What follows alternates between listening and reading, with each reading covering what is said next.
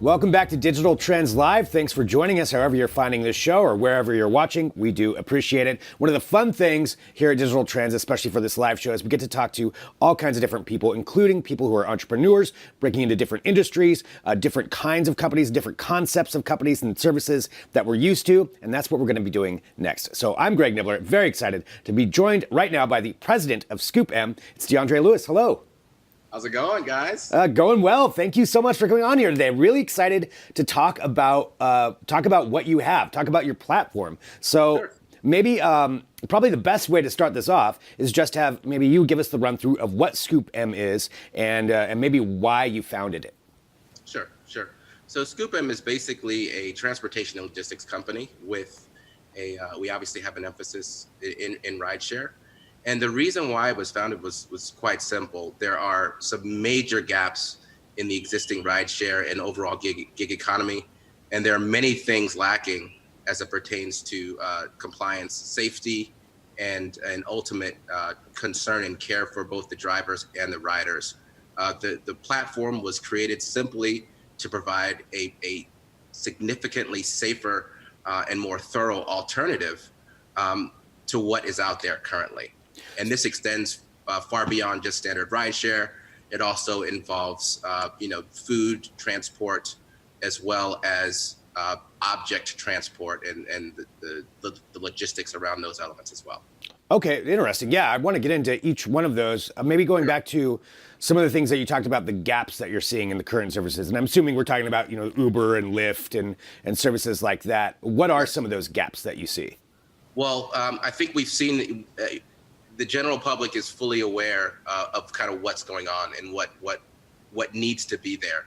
What needs to be there is a more responsible entity, a more socially conscious entity, and an entity that is really concerned about delivering a fair working wage for its drivers, regardless of what their situation is, and also a full 360 degrees of accountability across drivers and riders inside of a rideshare experience. So these things, it doesn't take long to find any news or there's really bad things happening every single day in these platforms with these companies. And honestly, it's really turning what is a very disruptive and positive technology and service into something that people are just kind of scared of.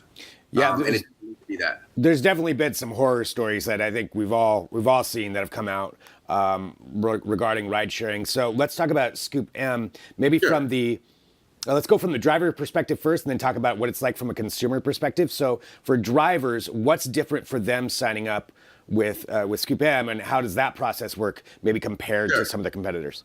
Sure. So first of all, the process that we use to screen our drivers is far more stringent than any other entity out there. We believe that we are far more than just a electronic service that happens to connect riders with people that have seats available in their car. We know that driver is responsible for someone's life, whether they choose to believe that or not. And we apply that thinking accordingly in our background checking and screening process. We do the standard background drug screen. We also do a psychological evaluation of our drivers. We also do an extensive social media and employ other kinds of background checking. So we actually have a 5-tier process that we use to vet out every single driver. And right now we have a very large number of drivers from the other platforms coming in, and we end up picking about 1 out of every 6. Wow. For drivers. And then even then, we also offer even higher tiers of driver. For instance, individuals that are certified caregivers or people that have lots of significant experience with children as well, to create an additional layer of safety for perhaps minor or elderly adult transport. That's interesting, because yeah, definitely something different there, clearly. Let's talk about it from the consumer side then. From the consumer side, because you said on both sides, you're looking at security and making everybody feel comfortable on both sides of the aisle there. And how does that work from the consumer side? Sure. So from the consumer side, the consumer knows that they are going to get a driver that is fully vetted, not just approved over a platform in 30 minutes to an hour, right? We are doing a full vetting process. Depending upon the tier of driver that they select, there's obviously more. They are also going to be able to, from a standards perspective, all of our cars are very visible. There's been some very bad situations that have recently happened about visibility and people not being able to quite identify their ride share. So our cars are very visible. We have a tier of fully branded cars that will be rolling out in every individual city to provide an additional level of comfort and security.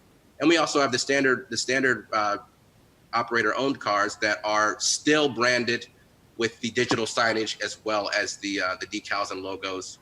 We have additional elements inside the technology as well that allow the individuals to, of course, match up with their appropriate driver. Video cameras, mandatory in every single car. The camera cannot be controlled by the driver nor the rider.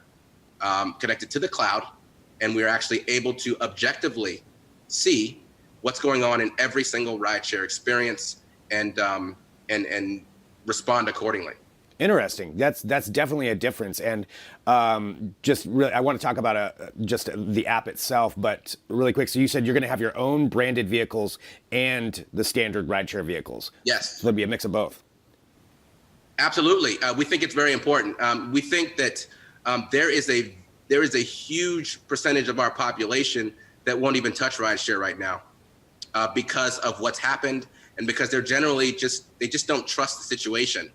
So we like to kind of position ourselves somewhere in between, higher than the standard rideshare situation right now, and almost into the realm of being a higher, more premium service, closer to taxi cab service. But we essentially take the best of both worlds and try to deliver that type of a situation. When you get into a cab, you see your driver, you see all their certifications, you know that they've to some extent been vetted pretty aggressively. But there are other issues with the taxi cab industry that we don't really have to go into right now. But as far as rideshare, there's a huge population of individuals, particularly women and minors, that will not touch a rideshare. And we aim to change that. So you talked about it as more of a premium service. So let's talk about that from a consumer side. How's the pricing work? Is it more expensive, or I mean?